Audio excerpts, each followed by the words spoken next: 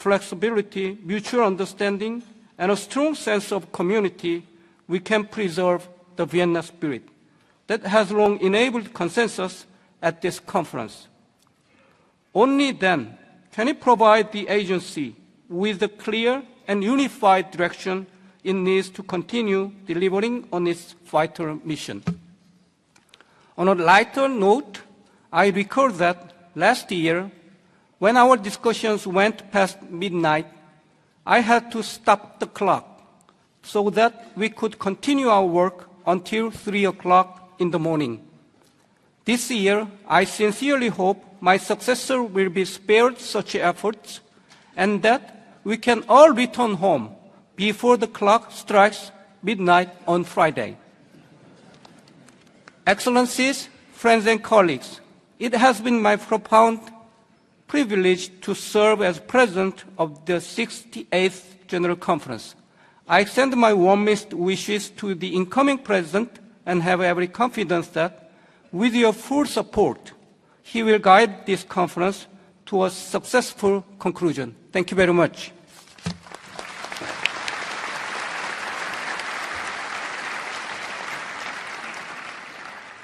May we now pass on to our first item of business, the election of officers and the appointment of the General Committee. I now invite a nomination for the office of the President of the General Conference during its 69th regular session. As all of you know, it is the turn of the Eastern Europe Group to provide this year's President. I now give the floor to the distinguished resident representative of Latvia in his capacity as Chair of the Eastern Europe Group. You may address us from your seat. Thank you, Mr. President. It is my pleasure to take the floor on behalf of the Eastern European Group of countries. Acting in my capacity as the chair of this group, I would like to inform you that we have decided to nominate His Excellency Mr. Peter Burian, Ambassador and Resident Representative of Slovakia, for the position of the President of the General Conference of the IAEA in its 69th session. I am confident in Ambassador Burian's experience and skills for this esteemed position. Thank you, Mr. President. I thank the distinguished resident representative of Latvia for the nomination on behalf of the Eastern Europe Group. There being no other nominations, I propose that His Excellency Mr. Peter Burian, Ambassador and Permanent Representative of the Slovak Republic, be elected by acclamation President of the General Conference during its 69th regular session.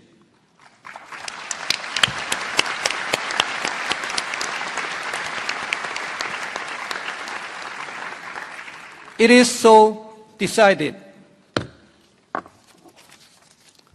His Excellency Mr. Peter Burian, Ambassador and Permanent Representative of the Slovak Republic, is thus elected President of the Conference by acclamation.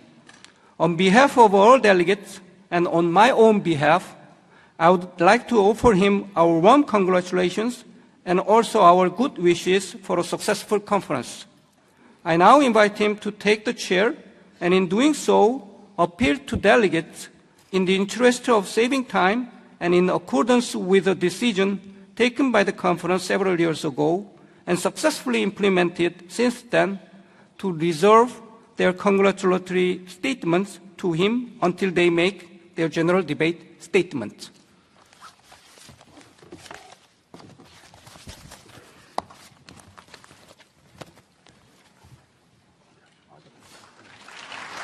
Well done. Good job. Well done. Well done. Good job.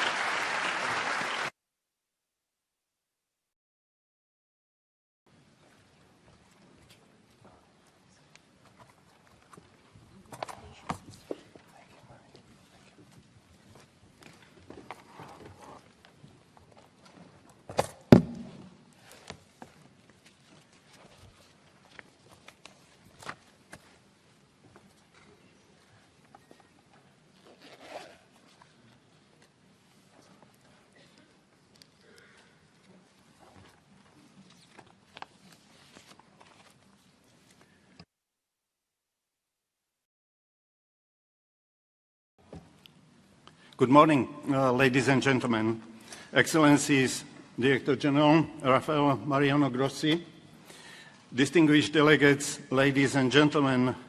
When we gather in this hall each year, we are reminded of a simple but powerful truth, that even in uncertain times, nations choose to come together, to listen, and to work side by side. It's a privilege for me to stand before you today, entrusted with the responsibility of guiding our deliberations. I thank you sincerely for the trust. Let me also recognize my predecessor, His Excellency Ambassador Ham Sang-uk, for his leadership of last year's conference. I further express appreciation to Director General Grossi and the Secretariat. Their steady work ensures that the agency continues to serve all of us with great professionalism and impartiality. The achievements of the IAEA are possible only through the commitment of its staff, who carry out their duties often in challenging circumstances. The IAEA's founding vision, Atoms for Peace and Development, remains clear. But the challenges we face today are more complex than at any time since 1957. Armed conflicts have placed nuclear facilities at risk. Confidence in the non-proliferation regime is being tested. At the same time, humanity faces twin pressures of climate change and energy insecurity. These realities remind us that the work of the agency is not abstract. It is directly connected to the safety and prosperity of people worldwide. The agency response demonstrates its unique role, we all agree. Through safeguards and verification, it helps maintain international trust. By supporting nuclear safety and security, it reduces risk even in fragile situations. And by advancing nuclear applications from medical treatment to food security and environmental protection, it delivers solutions that are practical and life-changing. This ability to serve as both a guardian of security and a partner in development makes the agency indispensable. Excellencies, allow me to share the experience of my own country, the Slovak Republic. Slovakia is a proud example of how the peaceful use of nuclear energy can contribute to stability, growth, and sustainability. Today, nuclear power generates more than half of our electricity, among the highest shares in the European Union, helping us ensure energy security, reduce emissions, and meet climate commitments. Our journey has not been without challenges, but it shows that with strong commitment to safety, transparency, and cooperation with the agency, use of nuclear energy can become a true success story. Looking ahead, nuclear energy will remain an essential part of the global effort to meet climate goals and provide reliable electricity. Alongside other clean technologies, it offers a path to stability in time of transition. Innovation in small modular reactors, advanced design, and new technologies opens opportunities, provided that our commitment to safety, security, and non-proliferation remains absolute. The agenda before us this week is broad and demanding.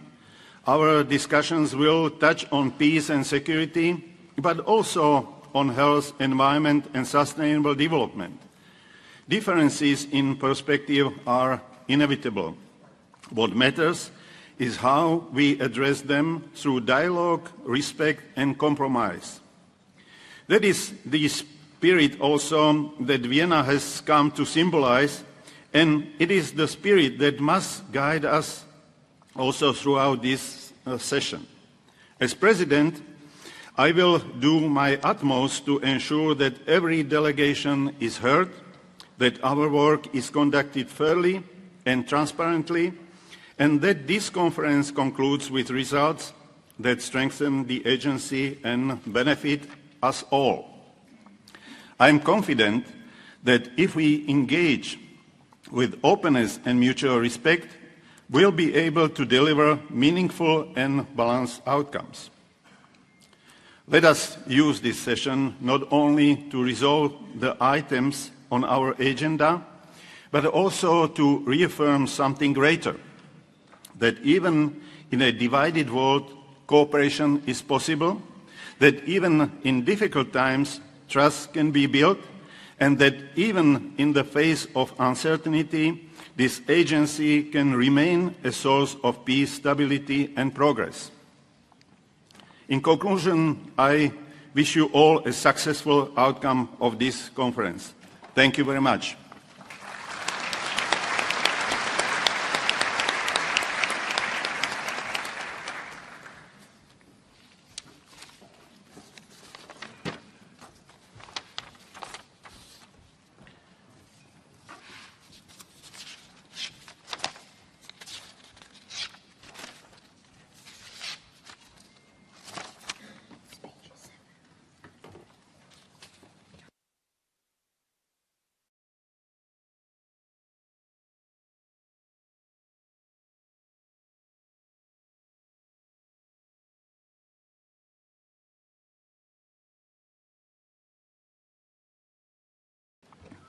Distinguished delegates, I would now suggest that we continue. No.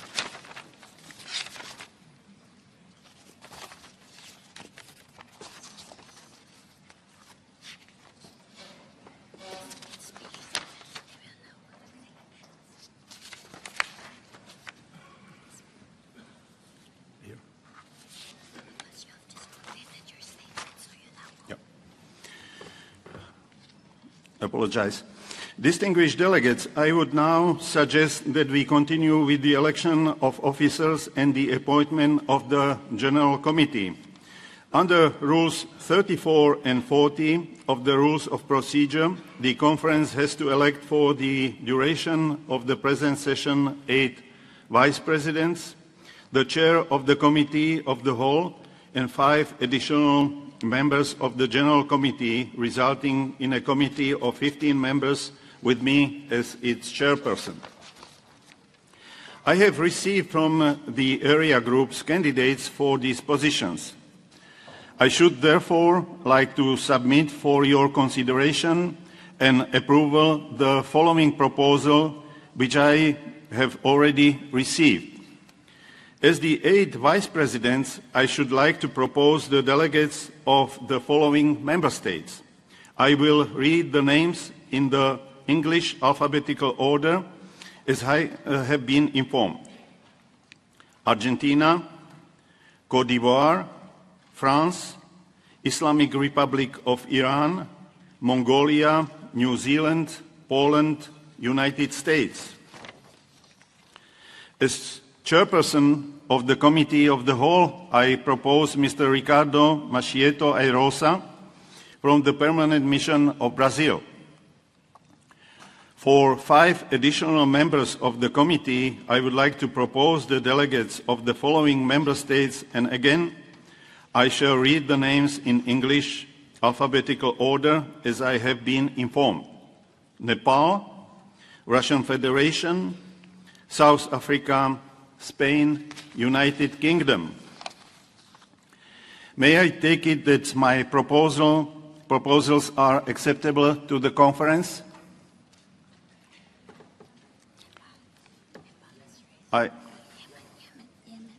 Yemen. The distinguished delegate from Yemen has requested the floor. The floor is yours. شكرا سيدي الرئيس.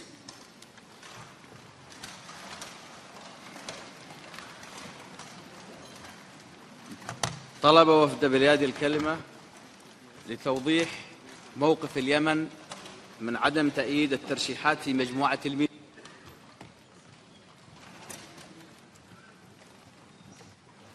فعدم تأييد اليمن ترشح إيران كنائبا للرئيس عن مجموعة الميسا نابع من التدخلات الإيرانية في الشأن اليمني واستمرار دور إيران التخريبي المزعزع للأمن والاستقرار في اليمن والمنطقة وأمن البحر الأحمر، وذلك من خلال استمرار دعم ميليشيا الحوثي الإرهابية وتزويدها بالسلاح الذي ساهم في إطالة أمد الحرب في اليمن. فالنظام الإيراني يتحمل كامل المسؤولية في تعميق معاناة الشعب اليمني والانقلاب على مؤسساته الشرعية جراء دعمه المستمر لميليشيا الحوثي الإرهابية وتعطيل جهود إحلال السلام في اليمن نتيجة استمرار هذا الدعم.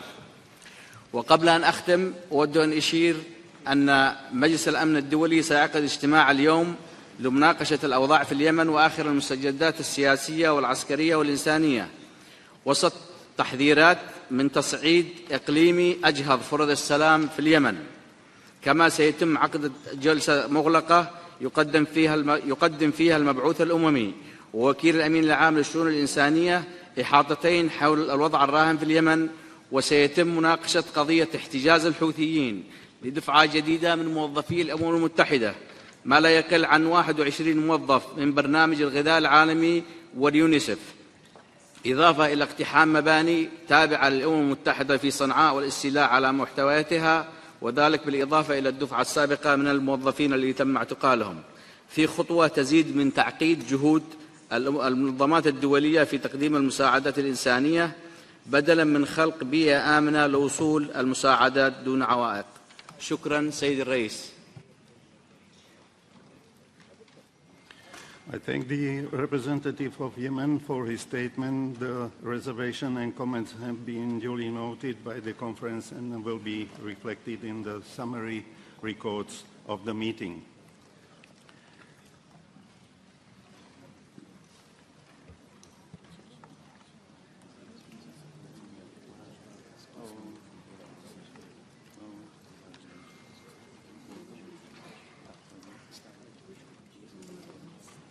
May I take it that my proposals are acceptable to the conference?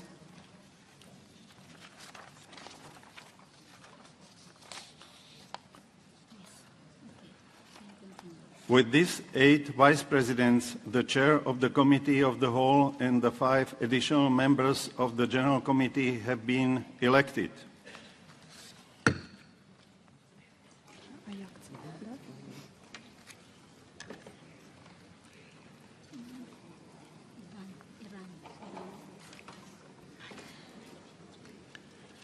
I would like to give the floor to the representative of Ukraine.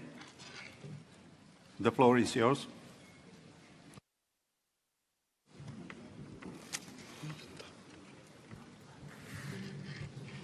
Mr. President, distinguished delegates, on behalf of Ukraine, we extend our greetings to all member states and congratulate you, Mr. President, and the officers on the opening of the 69th regular session of the General Conference. Ukraine approached this agenda item in a constructive spirit and is committed to the smooth and business-like conduct of this session. At the same time, we cannot remain silent on the proposed appointment of the Russian Federation to the General Committee. Russia continues its armed aggression against Ukraine in manifest violation of international law, including the UN Charter, as well as relevant resolutions of the UN General Assembly that condemned this aggression and demand full respect for Ukraine's sovereignty and territorial integrity. Russia has also consistently failed to implement the decisions of this General Conference relating to nuclear safety, security, and safeguard in Ukraine.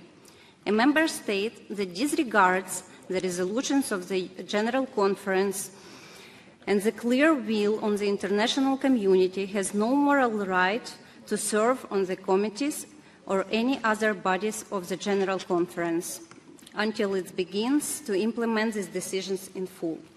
Ukraine will not obstruct the adoption of the list of officers. However, we must clearly disassociate ourselves from the appointment of the Russian Federation as a member of General Committee in this session.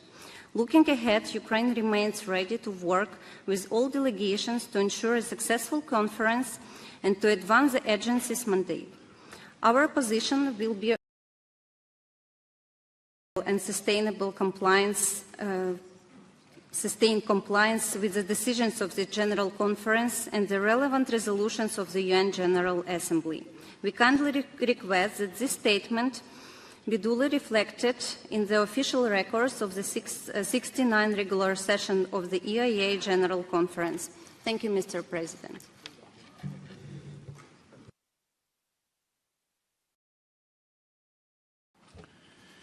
I thank the representative of Ukraine for her statement. This position presented has been duly noted by the conference and will be reflected in the summary records of the meeting. Now I would like to give the floor to the representative of the United States. The floor is yours. Thank you, Mr. President. The United States is dismayed that the Middle East and South Asia Group has chosen to be represented by Iran at this General Conference. Under the current circumstances, Iran's holding the Mesa Vice Presidency seems especially inappropriate. As the IAEA Board of Governors decided in June, Iran is currently in non-compliance with its safeguards agreement and, moreover, has not allowed the IAEA to perform required safeguards activities for more than 2 months. Allowing Iran to serve as a General Conference Vice President is incompatible with member states' numerous calls for Iran to provide full access and cooperation to the IAEA. To the contrary, it would seem to reward Iran's active incompliance. Thank you, Mr. President. I thank the representative of the United States for his statement. Your position has been duly noted by the conference and will be reflected in the summary records of the meeting. My next speaker on the list is the representative of Iran, and the floor is yours. Bismillah ar-Rahman ar-Rahim. Good morning, everybody. Thank you very much, Mr. President. I would like to congratulate you on your assumption as the President of the conference.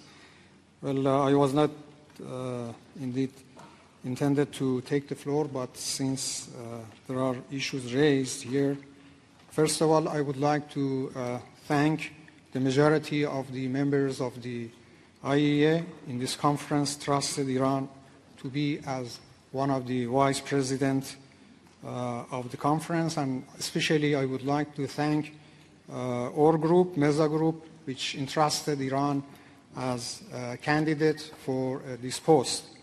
Well, very short with regard to the statement made by Representative of Yemen, we categorically reject such baseless allegations.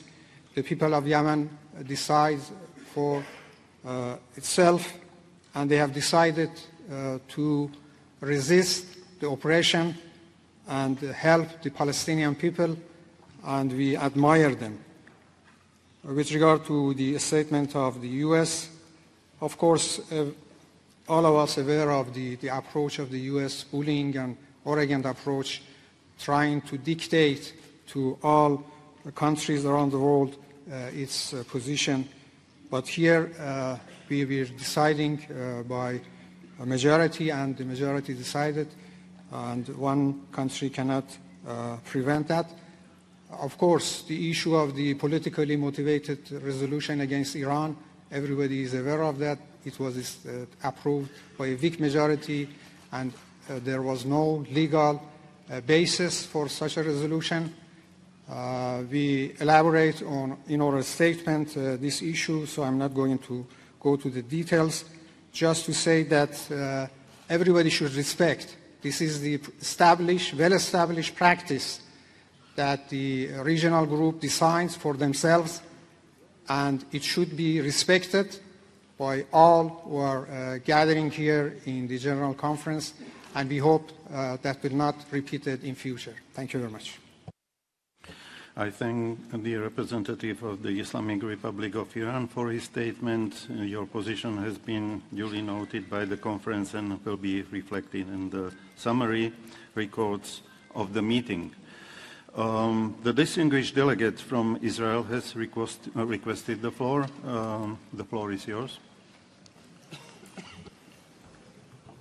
Mr. President, the practice in which vice presidents of the General Conference and members of the General Committee are elected from within regional groups has unfortunately not served the General Conference well at the present session and has yielded a regrettable outcome.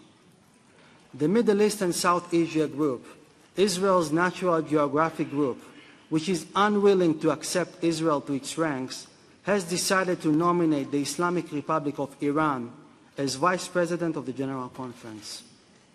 The same Iran which the Board of Governance recently found to be in non-compliance with its safeguards obligations. Iran has been actively working against the agency in every possible way.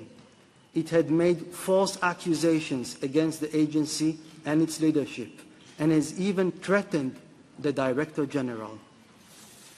This proves that they are not eligible to serve as the Vice President of the General Conference. Mr. President, to quote the delegation of Iran during GC 66, just 3 years ago in this very room, and I quote, "It is unacceptable that one candidate to the General Committee seeks to use the position to pursue a narrow-minded, self-serving, political national agenda. Such an approach is certain to cause disagreement and division." End of quote. We are certain that by the end of this conference, Iran will prove that it planned all along to do exactly what it is supposedly warned of just a few years ago. Mr. President, Israel therefore disassociates itself from the decision to nominate Iran to the position of Vice President. I thank you, Mr. President. I thank the representative of Israel for his statement. This position has been duly noted by the conference and will be reflected in the summary records of the meeting. The distinguished delegate from Yemen has requested the floor. The floor is yours. شكرا سيدي الرئيس. لم أكن أنوي طلب الكلمة المرة الثانية، ولكن ردا على ما قاله مندوب إيران حول دعم الشعب الفلسطيني حول من قبل اليمن، فليس له الحق أن يتحدث نيابة عن الشعب اليمني ودعمه للشعب الفلسطيني. فالجميع يعلم أن القضية الفلسطينية بالنسبة للشعب اليمني قضية مركزية،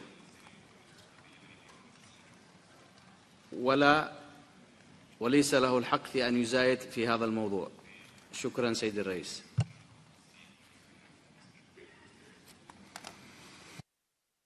I thank the representative of Yemen for his statement. Your position has been duly noted by the conference and will be reflected in the summary records of the meeting. There are no other speakers on my list. Thus, the 8 vice presidents, the chair of the committee of the whole, and the 5 additional members of the General Committee will hold office until the close of the conference current session. On your behalf and on my own behalf, I would like to offer them my really warmest congratulations.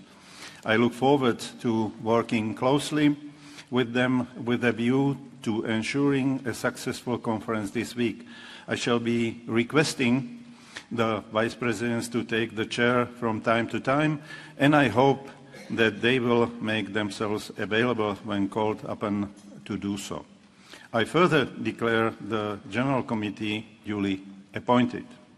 I propose holding the first meeting of the General Committee today in the afternoon at 2 p.m.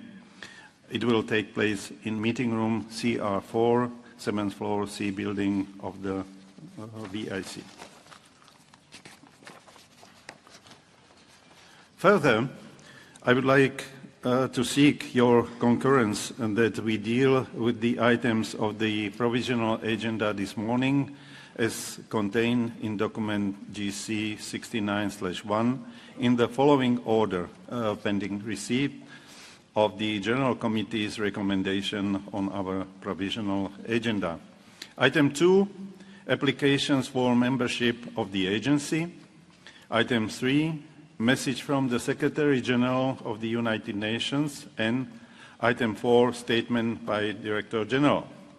Then I propose that we take up item 6, contributions to the Technical Cooperation Fund for 2026, and item 7, general debate and annual report for 2024.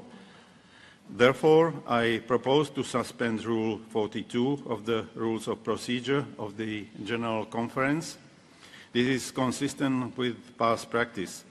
Failure to proceed in this way would considerably delay the start of the general debate, as you know, in which several ministers are scheduled to speak today.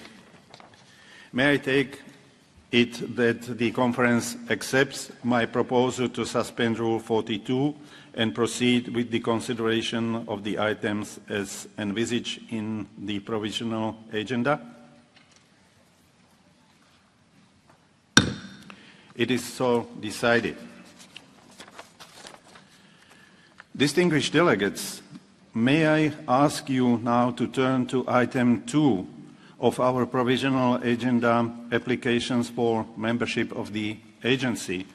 Under this item, the General Conference has before it the application by the Republic of Maldives contained in document GC 69/14.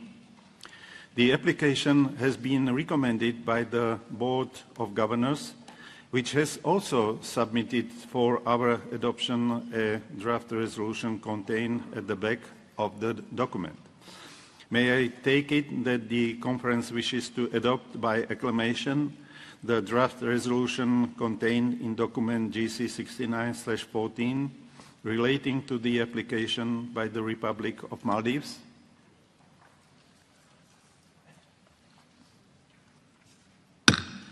It's so decided.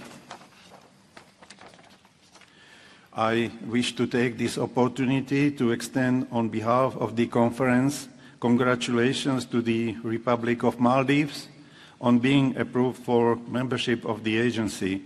In doing so, I appeal to delegates to defer extending their congratulations until they make their general debate statements.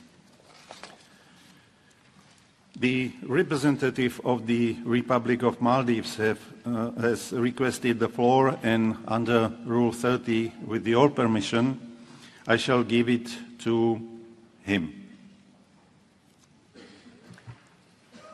The floor is yours.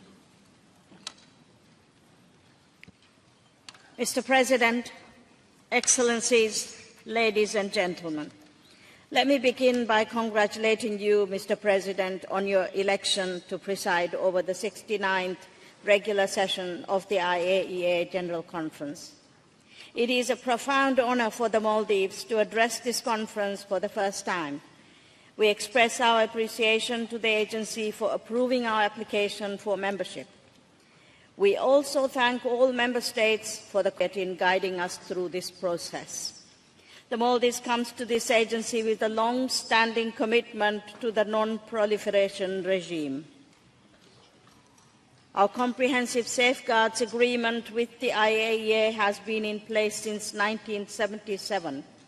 Today, we reaffirm our commitment to the peaceful uses of radioactive materials for science and technology, and to strengthening global norms in safety, security, and safeguards. As a small island developing state, we are keenly aware of our unique vulnerabilities, including climate change, fragile ecosystems, water and food insecurity, and constrained health infrastructure. These challenges transcend national borders and can only be tackled through cooperative, science-driven solutions. Joining the IAEA is not only a national milestone for the Maldives, but also an affirmation that small states can make a meaningful contribution to global peace and security. Building on this commitment, the Maldives is determined to build partnerships within the agency to harness science as a force for resilience and sustainable development. Mr. President, we greatly value the agency's long-standing support for developing countries through technical cooperation. In 2022, the IAEA and WHO undertook a joint mission to the Maldives on cancer control and nuclear medicine, which became a pivotal moment in shaping our national health strategy and inspired our pursuit of IAEA membership. Guided by this